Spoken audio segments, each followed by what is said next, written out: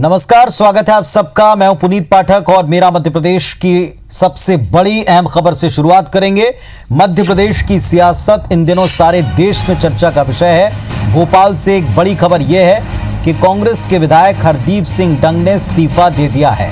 मुख्यमंत्री कमलनाथ और विधानसभा अध्यक्ष को अपना इस्तीफा भेज दिया। पिछले 3 दिनों से जो 4 विधायक थे लापता, उनमें से एक हैं हरदीप सिंह डंग। कांग्रेस ने बीजेपी के संपर्क में होने का आरोप लगाया था, हॉर्स ट्रेडिंग का आरोप लगाया था। मंदसौर के सुहावसरा से विधायक हैं हरदीप सिंह डंग और उनका इस्तीफा अब सामने आ चुका है। हालांकि इस पर कोई आधिकारिक प्रतिक्रिया कांग्रेस पार्टी की तरफ से फिलहाल नहीं है। किसी भी गुट में काम न हो पाने के कारण उन्होंने इस्तीफा दिया है।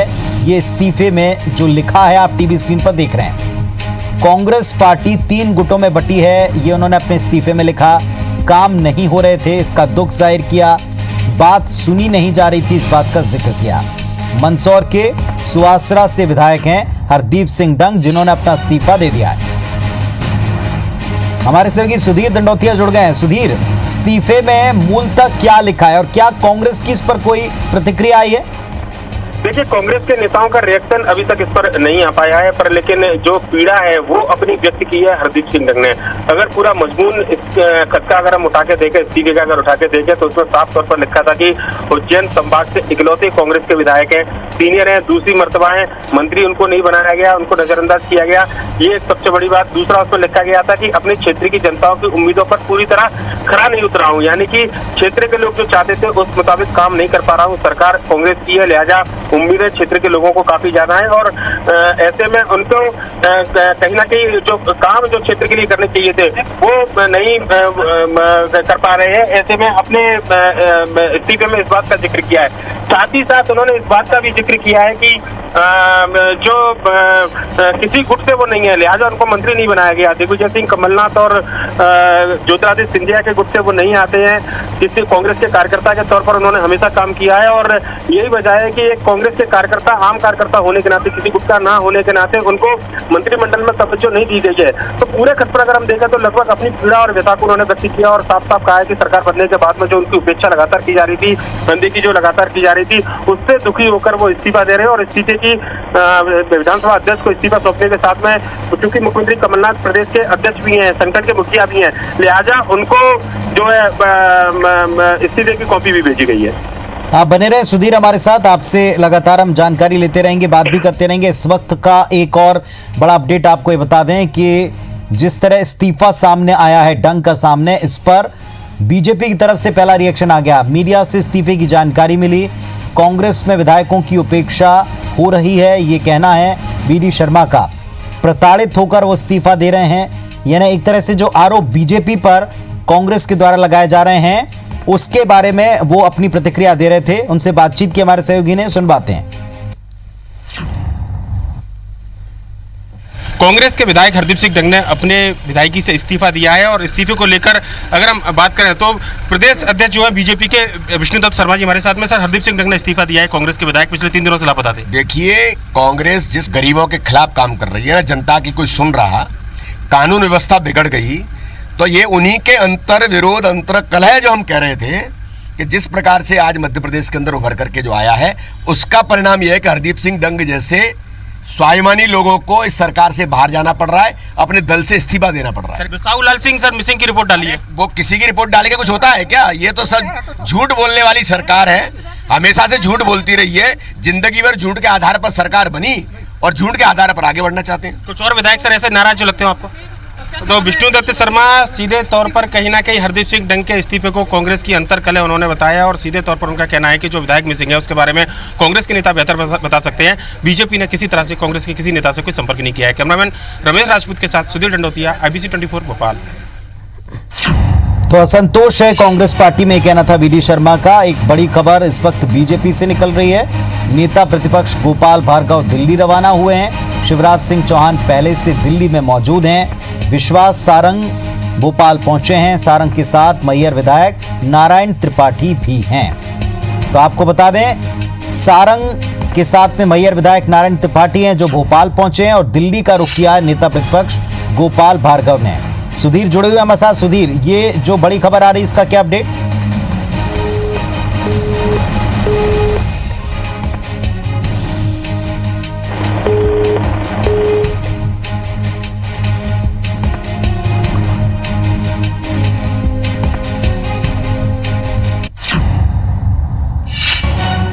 तो एक बड़ी खबर इस वक्त की आपको बता दें, नेता प्रतिपक्ष गोपाल भार्गव दिल्ली रवाना हुए हैं। शिवराज सिंह चौहान पहले से दिल्ली में मौजूद हैं। भारतीय जनता पार्टी में भी हलचल इस वक्त देखी जा रही है। विश्वास सारंग भोपाल आए हैं और उनके साथ में मैहर विधायक नारायण त्रिपाठी भी हैं जो भोपाल पहुंचे हुए हैं। सियासी उठापटक लगातार जारी है।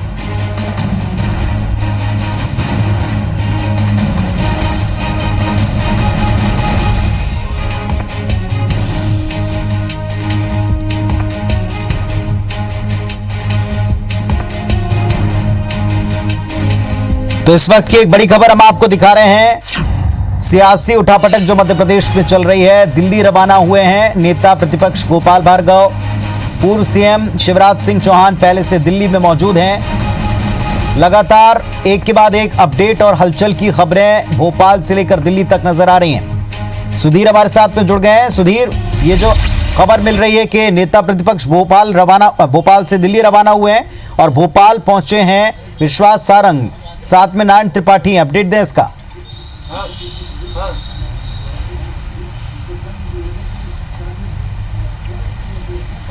देखिए, बिल्कुल जो हलचल है वो भोपाल से लेकर दिल्ली तक काफ़ी ज़्यादा तेज है। हरदीप सिंह डंग के इस्तीफे के बाद में जो एक बात कही जा रही थी कि राजनीतिक उठापटक मध्य प्रदेश के अंदर जो चल रही है, उसी के मद्देनजर ये तमाम नेताओं के दौरे को देखा जा रहा है।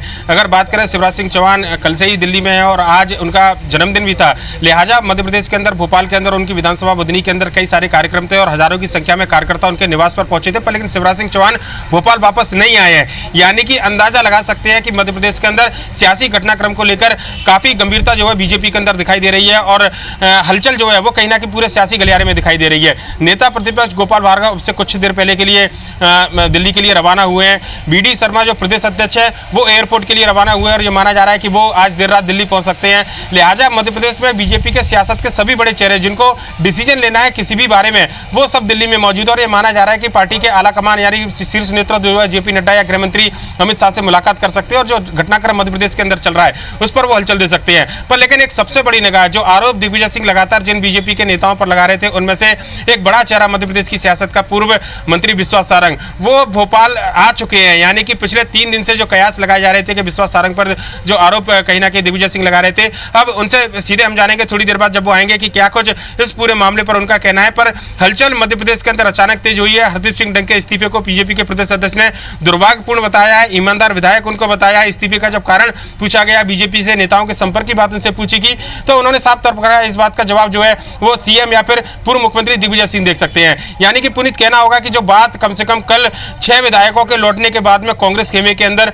खुशी के तौर पर देखी जा रही थी और ये कहा जा रहा था कि सब कुछ ठीक है, सरकार को कोई खतरा नहीं है, आज उस इस्तीफे के बाद यानी कि हरदीप सिंह डंग के इस्तीफे के बाद में एक बार फिर से मध्य प्रदेश के अंदर जो कयास है वो अचानक तेज हुए हैं और ये माना जा रहा है कि घटनाक्रम जिस तेजी से बदल रहे हैं उसके बाद में सियासी हलचल आगे क्या होगी इस बात पर सबकी निगाह है। कांग्रेस जो है एक छोटा सा सवाल है, नारायण त्रिपाठी को साथ लेकर अगर आया जा रहा है भोपाल में, तो नारायण त्रिपाठी भी उन्हीं लोगों में आते हैं जो अक्सर नाराज रहते हैं या जो अक्सर हम कह सकते हैं कि अपनी पार्टी के मुश्किल में खड़ा करने की वजह के तौर पर नजर आते हैं। तो अब इन सबको एक जगह रखने की कवायद हो रही है कि कोई कहीं दूसरी तरफ जा ना पाए, चाहे इधर का संतुष्ट हो चाहे उधर का संतुष्ट हो।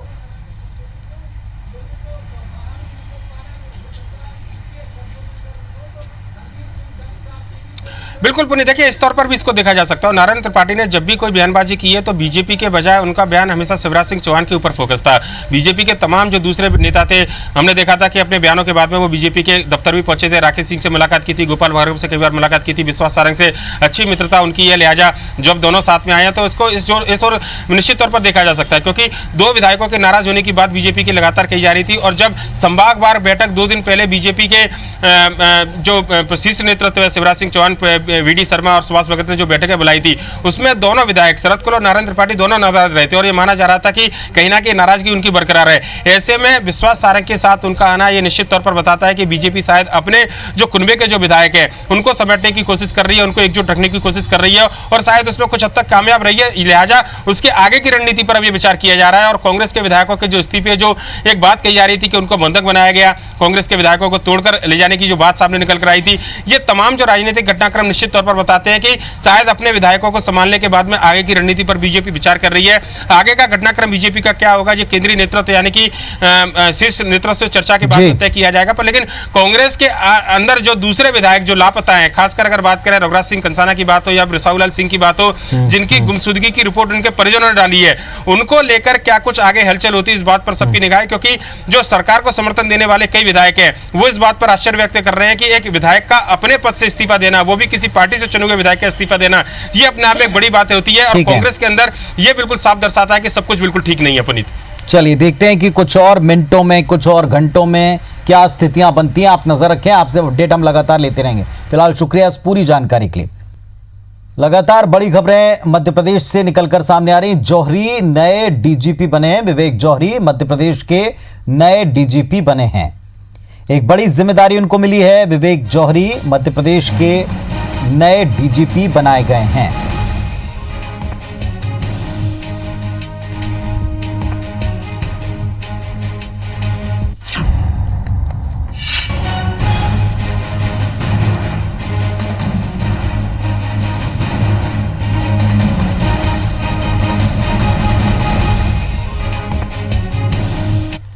मुख्यमंत्री कमलनाथ ने बीओटी के तहत बनने वाली सड़कों के निर्माण की गुणवत्ता और उनके रखरखाव पर निगरानी के निर्देश दिए हैं।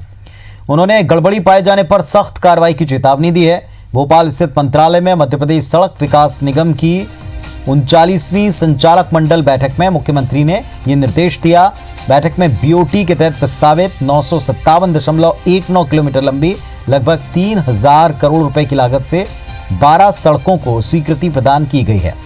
मुख्यमंत्री ने कहा कि प्रदेश के विकास के लिए जरूरी है कि बेहतर सड़कें हों। जहां एक और आर्थिक गतिविधियां बढ़ेंगी तो पर्यटन की संभावनाएं बढ़ेंगी। बैठक में लोक निर्माण मंत्री सज्जन सिंह वर्मा भी उपस्थित थे।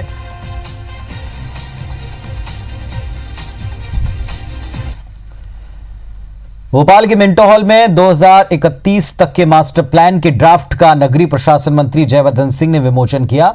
साथ ही ये ड्राफ्ट पब्लिक ओपिनियन के लिए ऑनलाइन उपलब्ध हो चुका है।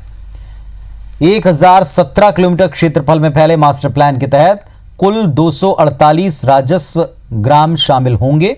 ये पूरा ड्राफ्ट जीआईएस के आधार पर तैयार किया गया है। ये प्लान रोबस्ट फ्रेमवर्क दृष्टिकोण पर आधारित है, जिसमें 3 योजनाएं शामिल हैं।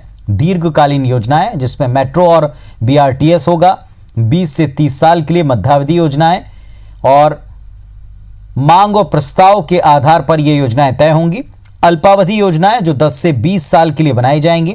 भोपाल के बड़े तालाब में लेक फ्रंट को और बेहतर किया जाएगा। स्मार्ट सिटी में अभी तक 2500 पेड़ काटे गए तो 50,000 पेड़ लगाने का टारगेट है। भोपाल विजन डॉक्यूमेंट के तहत कोचिंग संस्थाओं के लिए अलग से एक नॉलेज हब बनाया जाएगा।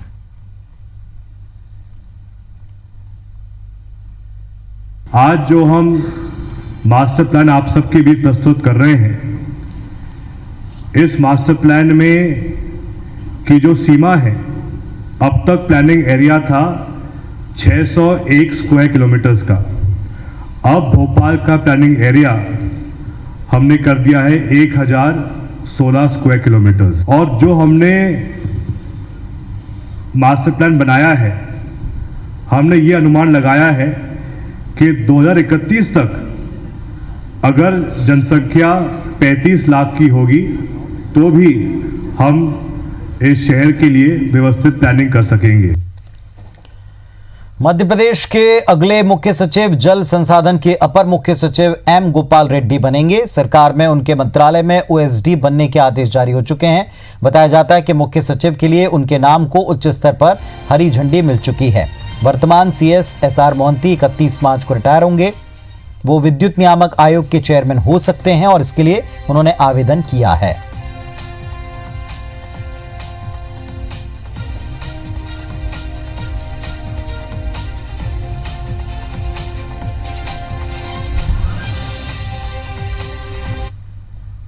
बात किसानों की। मध्य प्रदेश में बीते दिनों हुई ओलावृष्टि को लेकर बीजेपी प्रदेश अध्यक्ष वीडी शर्मा के निर्देश के बाद किसान मोर्चा ने ओलावृष्टि प्रभावित क्षेत्रों का दौरा शुरू कर दिया है।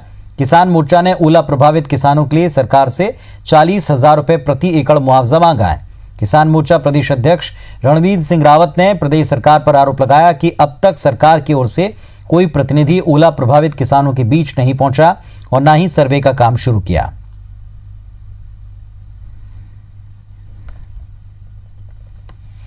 देखने में यह है कि किसान के नुकसान का आकलन करने के लिए सरकार गंभीर नहीं है। किसान अपने आप को ठगा महसूस कर रहा है। हम आपके जौरा और समावली, गोहद और महगांव क्षेत्र में काफ़ी गांव में गए, लेकिन एक भी सरकारी नुमाइंदा उन किसानों के गांव में खेतों पर तक नहीं पहुंचा। किसानों की जो अपेक्षा सरकार ने की है, सरकार से किसानों का विश्वास उठ गया है। भोपाल की बरकतुल्ला यूनिवर्सिटी में यौन उत्पीड़न मामले की जांच करने वाली कमेटी के तौर तरीके को लेकर विरोध शुरू हो गया। 2 मार्च को यूनिवर्सिटी में खेल डिपार्टमेंट की छात्रा ने अपने कोच सुनील शर्मा पर यौन उत्पीड़न के आरोप लगाए थे, जिसके बाद यूनिवर्सिटी ने जांच कमेटी बिठा दी, लेकिन पीड़िता जांच कमेटी के काम करने के तरीके से नाखुश है। इस मुद्दे को लेकर छात्राएं इकट्ठा होकर वीसी से मिलना चाहती थीं।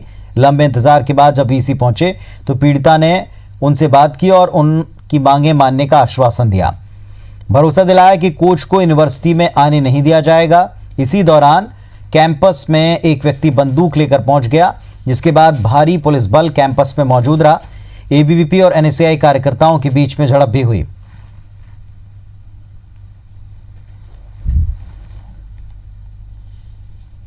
हम लोग तो सिर्फ अपना जानने आए थे क्या हुआ रिजल्ट, हम लोग दंगे करने नहीं आए थे। लेकिन अब देख रहे हैं इधर पे क्या हो रहा है, एक इंसान रिवॉल्वर लेके हम लोग को डरा धमका रहे हैं। आप लोगों को शायद पूरा वीडियो आप लोगों ने देख भी लिया होगा, जो था मैंने जो कंप्लेन की थी, जो मेरे पास प्रूफ था। इतना सारा प्रूफ होने के बाद भी जो मतलब मेरे अगेंस्ट है उन लोग गलत के साथ ले रहे हैं ना, गलत को सपोर्ट कर रहे हैं। बहुत कुछ मुझे धमका भी रहे हैं, डरा भी रहे हैं, मेरे पर कॉल्स भी आ रहे हैं। ग्वालियर में जीएसटी राज्य कर विभाग के एंटी एवेजन ब्यूरो के अवरराम एंड सन्स की 5 फर्मों पर छापामार कार्रवाई की गई। विभाग ने एक साथ 5 फर्मों पर छापा मारा। विभाग को इन फर्मों के खिलाफ टैक्स चोरी की शिकायतें मिली थीं। 2 दर्जन से अधिक अफसर कर्मचारियों ने अलग अलग 5 टीमें बनाकर अवधराम एंड सन्स के 5 ठिकानों पर एक साथ एक्शन लिया। फर्म के अधिकारी कर्मचारियों में सहड़कम मच गया। कार्रवाई में टीमों को कई महत्वपूर्ण कागजात मिले हैं, जिनकी गणना की जा रही है।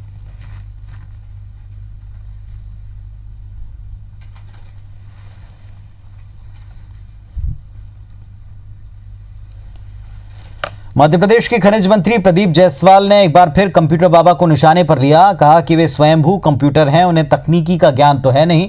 कंप्यूटर बाबा के पास कौन सा थर्मामीटर है जिससे वो वैध और अवैध खदान बता देते हैं। उन्होंने कहा कि बाबा को ये नहीं पता कि कौन सी खदान पंचायत चला रही है और कौन सी सरकार। कहीं पर भी वो कार्रवाई करने चले जाते हैं। मंत्री ने बताया कि प्रदेश में नई खनिज नीति लागू है, कई बदलाव हुए हैं, 1500 खदानें संचालित की गई हैं। सीएम कमलनाथ उन्हें नर्मदा नदी के संरक्षण की जिम्मेदारी दे चुके हैं। सरकार को रिपोर्ट बनाकर उनको देनी चाहिए, लेकिन वो किसी दूसरे ही काम में लगे हैं। कंप्यूटर की बात जैसे हमने पोर्टल चालू की, वो है कंप्यूटर जिससे हम पूरे प्रदेश की खदानों को संचालित करते हैं। आपको जानकारी नहीं है कि हम कहाँ जा रहे हैं, किस पे कार्रवाई करना चाहिए, वैध क्या है, अवैध क्या, उसकी जानकारी आपको है नहीं, आपका क्षेत्र ही नहीं वो। और वहाँ जाके आप किसी को बताओ कि ये वैध है, आप कौन होते हैं, आपके पास कौन सा थर्मामीटर है। तो ये इसके कारण अपनी स्थिति बनती है और उसमें सरकार को भी भेजना। जबलपुर में नर्मदा गौकुंभ की सफलता से उत्साहित राज्य सरकार भेड़ाघाट में शरद पूर्णिमा पर आयोजित होने वाले नर्मदा महोत्सव को भव्य बनाने जा रही है और इसके लिए नर्मदा महोत्सव को पहली बार सरकारी कैलेंडर में शामिल किया जा रहा है। एक के बाद एक धार्मिक आयोजनों से सरकारी आयोजनों पर एक बार फिर सियासत शुरू हो गई। बीजेपी ने कहा, कांग्रेस को बार बार धार्मिक होने का प्रमाण क्यों देना पड़ रहा है।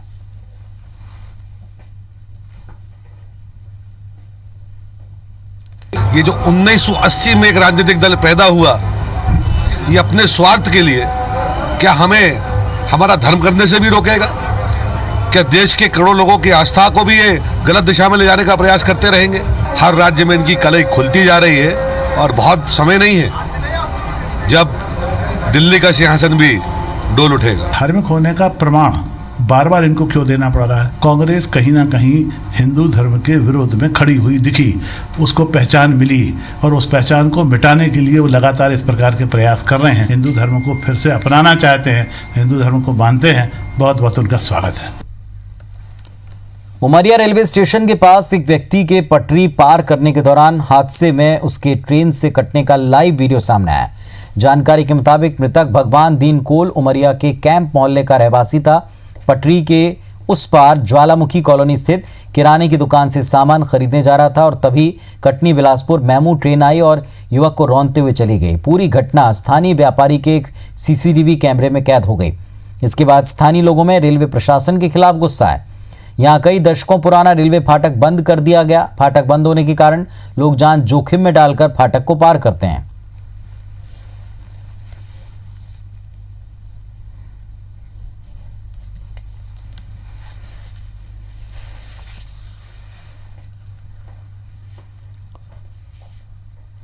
तो इस बुलेटिन में फिलहाल इतना ही। खबरों अपडेट का सिलसिला IBS 24 पर लगातार जारी। नमस्कार।